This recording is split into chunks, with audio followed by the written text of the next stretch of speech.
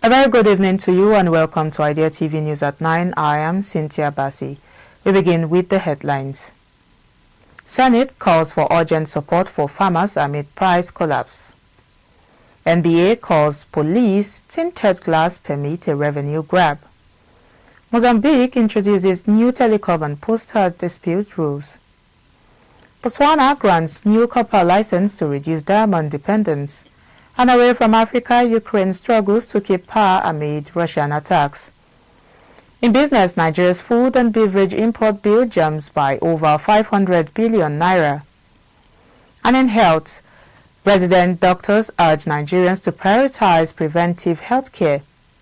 Still in health, lighting the growing gap between falling farm gate prices and the persistently high cost of agricultural inputs such as fertilizers and pesticides. Senators stress that while import policies have reduced food prices for consumers, they have inadvertently, placed enormous pressure on local farmers. In response, the Senate recommended a special emergency intervention package, a benchmark minimum price framework for major commodities, guaranteed government purchase of produce and broad agricultural input subsidies. Lawmakers also called for investment in storage, rural roads, processing centers and irrigation systems to stabilize markets and protect farmers' incomes. Moving on, the Nigerian Bar Association has criticized the Nigeria Police Force over plans to resume enforcement of the tinted glass permit policy. The association describes the move as an illegal revenue drive, arguing that the police are not authorized to collect fees from motorists. The policy, first introduced in April this year, requires drivers to obtain annual permits for tinted vehicle windows. Enforcement was initially set for June, but postponed after widespread public opposition and reports of harassment and extortion. The NBA has challenged the policy and citing the outdated Motor Tinted Glass Prohibition Act of 1991 as inconsistent with the 1999 Constitution. The police say the decision to resume enforcement effective January 2, 2026 is aimed at addressing rising security concerns. They argue that unauthorized tinted vehicles have been exploited by criminals for crimes including kidnapping and armed robbery, making the enforcement necessary to protect public safety. In another news, the Council of Ministers of Mozambique has approved a new regulation to resolve disputes in the country's postal and telecommunications sector. The regulation for the resolution of communications disputes sets out clear principles, rules and procedures for handling conflicts between operators and between operators and consumers. The framework empowers the Communications Regulatory Authority to carry out conciliation, mediation and arbitration with a focus on legality, transparency, impartiality and speed. It covers issues such as billing, service quality, network access, infrastructure sharing and consumer privacy. The new regulation comes amid rapid growth in Mozambique's communications sector, driven by technological innovation, expanding networks and growth of e-commerce and financial services. By formalizing dispute resolution, the authority aims to boost consumer protection, fair competition and confidence in postal and telecommunications services. Still in Africa, Botswana is taking steps to diversify its mining sector as the global diamond market faces a downturn. Yesterday, British junior mining company ALGERIA was granted a new copper exploration license within the Kalahari Copper Belt. The license spans nearly 400 square kilometers and will add to ALGERIA's existing copper holdings in the country. The company plans to use artificial intelligence to guide its exploration in partnership with French startup Little Square. Other firms are also expanding copper operations following the success of Sandfire Resources, which operates one of Botswana's few copper mines. Authorities hope the growth of copper alongside potential investment in manganese, nickel, and other sectors will reduce the country's reliance on diamonds. Diamonds currently make up around 80% of exports, a third of government revenues, and a quarter of the nation's gross domestic product. We'll now take a quick break. The news continues when we return.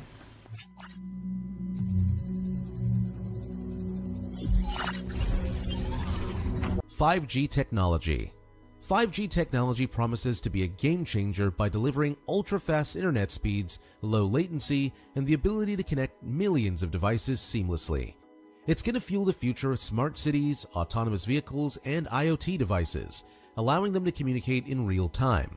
However, 5G rollout isn't without hurdles. High costs of infrastructure and regulatory issues in some regions have slowed down implementation. By 2026, the 5G market is expected to be valued at $667.90 billion, with the US, China, and South Korea leading the change. The challenge? Cybersecurity risks and data privacy will remain top concerns as more devices become connected.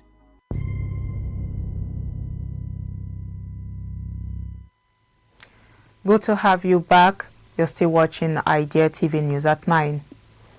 Now the rest of the stories. Away from Africa, Ukraine is facing widespread power cuts as Russian attacks target the country's energy infrastructure.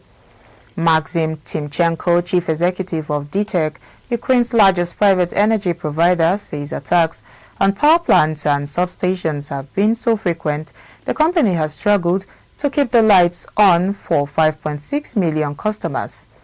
Yesterday, tens of thousands of residents in Odessa were left without electricity for 3 days following coordinated strikes. Across the country, power is being rationed and many people are relying on generators and power banks to maintain heat, water and communication. Half of Ukraine's energy comes from nuclear plants, but damaged transmission networks and attacks on coal-fired stations have made supply fragile. The tech reports spending $166 million this year repairing facilities and continues to operate under extreme risk, with engineers killed while maintaining the grid in conflict zones. Now in business news, Nigeria's spending on imported food and beverage rose sharply in the first 9 months of 2025, reaching 5.27 trillion naira. Official trade data shows this represents an increase of more than 550 billion naira compared with the same period last year, highlighting growing pressure on the country's imports. Imports of unprocessed food products for industrial use recorded the strongest growth, reflecting increased demand from local industries relying on foreign raw materials. Household consumption of imported primary food items also increased over the period, pointing to rising dependence on foreign food supplies. By contrast, imports of processed food grew at a much slower pace, with demand largely led by industrial users rather than households. Analysts say the trend underscores structural weaknesses in domestic food production and processing, as well as the impact of inflation and foreign exchange constraints on consumer purchasing power. The data suggests that the president of the Association of Resident Doctors of University of Abuja Teaching Hospital, Adewale Adeleye Premier, said diseases such as high blood pressure, diabetes, and heart failure are largely preventable if people act early. He noted that the ongoing shortage of doctors, worsened by the immigration of health workers, has made prevention even more critical, stressing that Nigerians should not wait until they fall ill before seeking medical attention. During the outreach, doctors attended to about 300 people from 171 households, offering free consultations, screenings, and treatment, including tests for blood pressure, blood sugar and malaria, hepatitis B, HIV, and tuberculosis. The exercise, organized in partnership with the Police Health Maintenance Organization, also focused on educating families about health insurance, as the doctors and partners called for stronger public participation to help Nigeria achieve universal health coverage by 2030. Still in health news, the African Medical Center for Excellence in Abuja has marked 2 major medical milestones, completing its first open-heart surgery and performing West Africa's first stereotactic body radiation therapy for lung cancer. The achievements come just 6 months after the center opened in June 2025 and highlight its capacity to deliver complex, life-saving treatments locally.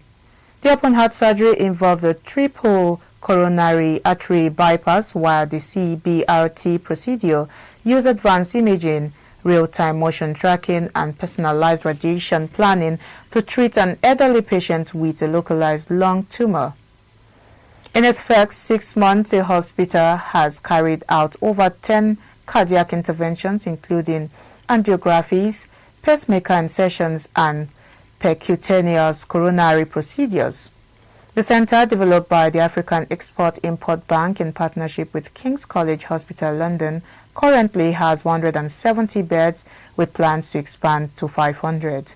Officials say AMCE is helping to reduce outbound medical tourism, retain clinical expertise, and provide high-quality career opportunities while offering services in cardiovascular care, oncology, hematology, and general medicine. Now finally, in sport, Algeria captain Riyad Mahrez has warned that the team cannot afford another disappointing tournament as they prepare for the 2025 Africa Cup of Nations in Morocco. The Desert Foxes are eager to move on from back-to-back group stage exits in 2022 and 2024, where they failed to win a single match. The 2019 champions are drawn in Group E alongside Sudan, Burkina Faso, and Equatorial Guinea. Mahrez stressed the need for realism and focus, saying, "We dare not fail again," while downplaying Algeria's status as title favorites, pointing instead to Morocco, who will enjoy home support. Coach Vladimir Petkovic, who has led the team to 15 wins in 20 matches and secure qualification for both AFCON 2025 and the 2026 World Cup, emphasized responsibility and unity. He said, "Our first goal will be to qualify for the second round," adding that courage and togetherness will be key to Algeria's revival. And that's all we have for you on Idea TV News at 9. But before we go, here is a recap of the headlines. Senate calls for urgent support for farmers amid price collapse. NBA calls Pile's tinted glass permit a revenue grab. Mozambique introduces new telecom and postal dispute rules. Botswana grants new copper license to reduce diamond dependence. And away from Africa, Ukraine struggles to keep power amid Russian attacks. In business, Nigeria's food and beverage import bill jumps by over 500 billion naira. And in health, resident doctors urge Nigerians to prioritize preventive health care. Still in health, AMCE performs first open heart surgery, delivers West Africa's first SBRT for lung cancer. In sport, Algeria determined to bounce back at AFCON 2025. Now do not forget to follow us across all our social media platforms at Idea Television. I am Cynthia Bassi. Thank you for your time.